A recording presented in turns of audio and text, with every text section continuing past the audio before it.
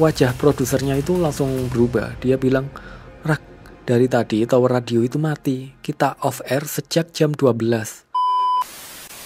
Welcome to my YouTube channel. Sebelum lanjut, bagi yang belum subscribe, silahkan di-subscribe terlebih dahulu dan perkenalkan, namaku Lindu Saputro yang akan menemani kalian untuk menceritakan kisah-kisah menyeramkan, baik itu kisah nyata ataupun kisah fiktif. Dan juga absen dulu yuk di kolom komentar dari daerah mana aja yang dengerin ceritaku kali ini. So nggak perlu lama-lama, langsung aja kita masuk ke dimensi yang lain. Jadi gini, ada satu cerita nyata yang dulu pernah viral di kalangan penyiar radio, tapi nggak pernah dimasukin ke berita ataupun media resmi, karena katanya kalau cerita ini disiarin lagi, bakal dipanggil lagi. Nah, yang ngalamin ini tuh namanya, sebut saja dia Raka ya. Pekerjaannya penyiar radio, shift malam tepatnya, jam 11 sampai jam 3 pagi. Dia siaran sendirian di ruang siaran, gelap, cuma ditemani lampu panel dan juga komputer. Nah, terus Raka ini juga udah lama kerja di situ. Cuma radio lokal, nggak besar-besar amat, tapi punya pendengar yang cukup setia. Apalagi di malam hari. Banyak orang yang susah tidur, kerja malam, atau memang lagi kesepian. Mereka suka dengerin suara-suara manusia dari radio. Ya, asalkan bukan suara yang aneh-aneh aja ya. Biasanya setiap malam itu Raka siaran musik melo. Kadang ada yang nelpon, curhat, atau nitip lagu buat seseorang. Nah, Raka udah biasa sama semua pendengarnya. Tapi ada satu hal yang dia nggak pernah peduliin, yaitu suara-suara kecil di headphone-nya. Kadang kayak suara bisik-bisik, kadang kayak suara nafas di deket mic. Tapi dia mikir ya itu mungkin gangguan teknis aja lah ya. Sampai suatu malam, ada telepon masuk dan sejak saat itu hidupnya nggak tenang lagi. Waktu itu jam 1:30 dini hari, Raka baru muter satu lagu lama. Nah, terus dia buka mic. "Selamat malam Sobat Gelap, kamu masih dengerin suara gue di 101,9 dan kita masuk ke sesi curhat malam." Tiba-tiba telepon masuk. Nomornya nggak dikenal, tapi ya udah biasa lah ya, Raka angkat. Kemudian dia membuka telepon. "Halo, malam, dengan siapa?" Dan ternyata yang telepon adalah suara perempuan. Tapi aneh, bukan serem, tapi kayak lelah, pelan. Suaranya tuh kayak habis nangis, tapi dia tetap tenang. Nah, perempuan ini tadi bilang, "Mas, saya mau titip bacain surat buat anak saya." "Oh, silahkan ibu, boleh ibu bacain sekarang." Lalu si perempuan itu mulai bacain. Suaranya berat, kadang gemetar, tapi pelan dan jelas.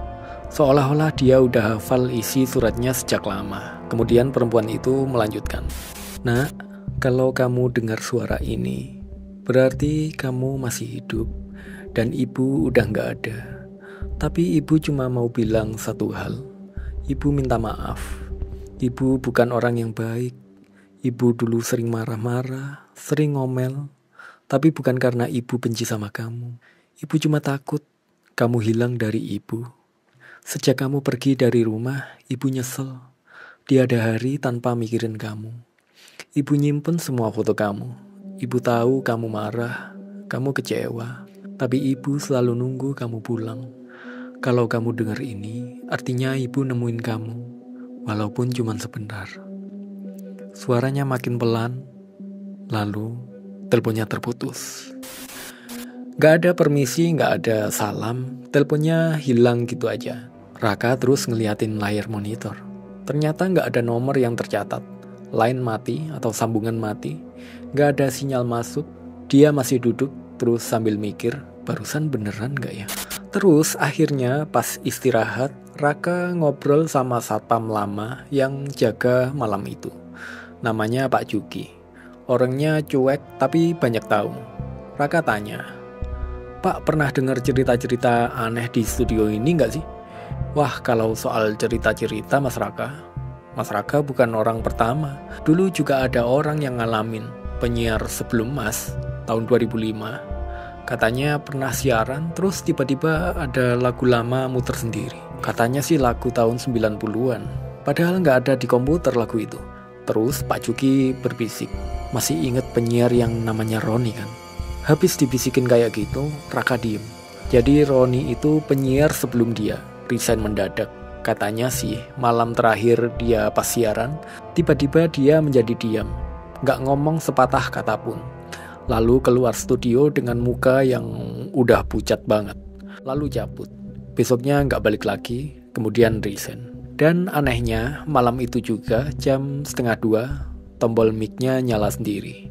Padahal Roni udah keluar dari studio. Setelah dengerin cerita Pak Juki, Raka kembali ke studio. Kemudian produser yang juga seorang teknisi datang ke studio sambil ngebawa kopi. Lo tadi ngomong sama siapa? Raka menjawab, pendengar, wanita bacain surat.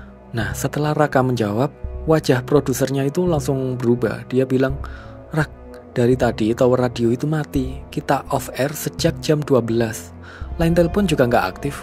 Gue baru nyalain sekarang. Raka sempat ketawa kecil. Ya lu bercanda ya? Tapi produsernya ngeliatin serius. Lalu dia nunjukin log siaran dan di situ emang kosong, gak ada telepon, gak ada input suara selain suara Raka dan lagu. Setelah malam itu, Raka mulai ngerasa ada yang gak beres nih. Bukan cuma di studio, tapi juga di rumahnya. Suatu malam pas dia baru mau tidur setelah siaran, HP-nya itu nyala sendiri. Layarnya putih, kosong, cuman ada satu suara, seperti suara wanita nangis. Pelan banget. Dia langsung matiin. Pikirnya itu cuman error. Tapi besoknya jam 1:30 malam, suara itu balik lagi. Nah, kali ini bukan suara dari HP, tapi dari speaker Bluetooth yang bahkan gak nyala. Dan tiap kali suara itu muncul, Raka selalu ngerasa dingin banget. Bukan dingin karena AC ya, kan beda itu. Dingin yang nusuk karena AC ataupun dingin yang karena hawa-hawa gak enak gitu. Kemudian keesokan harinya, Raka kepikiran soal surat yang dibacain lewat telepon tadi malam. Ada sesuatu yang ganjil. Suratnya itu kayak terlalu runtut, terlalu rapi, kayak udah ditulis dari lama, bukan dibaca secara spontan. Dan nadanya itu kayak orang yang udah lama nyusun kata-katanya di kepala. Karena penasaran, Raka pergi ke ruang arsip radio tempat nyimpen tumpukan surat-surat fisik dari pendengar yang dulu kirim lewat pos, zaman sebelum ada email sama WhatsApp.